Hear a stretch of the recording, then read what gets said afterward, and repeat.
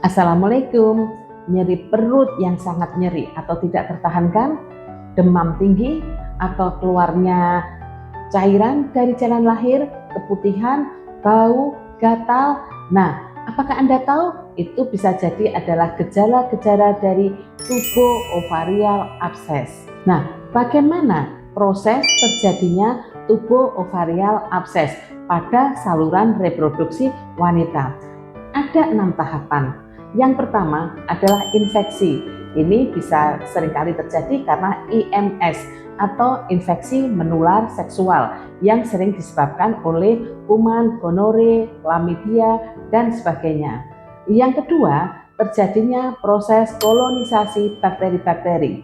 Jadi bakteri yang masuk ke dalam saluran reproduksi akan membentuk kelompok-kelompok atau kolonisasi sehingga akan menghasilkan enzim yang dapat merusak jaringan sekitarnya dan menghasilkan toksin.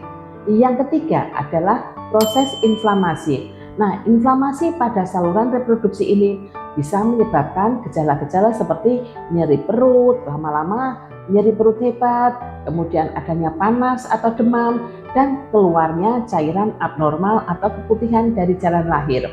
Yang keempat adalah pembentukan abses. Ini yang harus dihati-hati, karena apabila abses ini, infeksi ini tidak diobati, bakteri dapat menyebar kemana-mana dan pembentukan abses terutama adalah pada saluran telur atau tuba fallopiae dan indung telur atau ovarium akan merupakan kumpulan nanah dari hasil infeksi tersebut. Nah, yang kelima adalah perluasan abses menyebabkan kerusakan pada organ-organ sekitarnya, terutama adalah saluran tuba atau saluran telur dan indung telur, ovarium.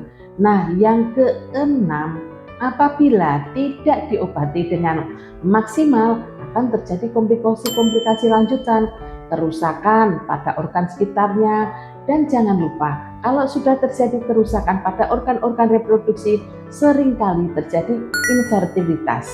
Dan kalau sudah meluas kerusakannya, tidak hanya terjadi pada organ reproduksi, akan terjadi yang namanya peritonitis. Jadi infeksi pada seluruh rongga panggul dan lapisan perut ya. Dan yang terakhir adalah septikemi. Infeksi sudah menular di saluran darah.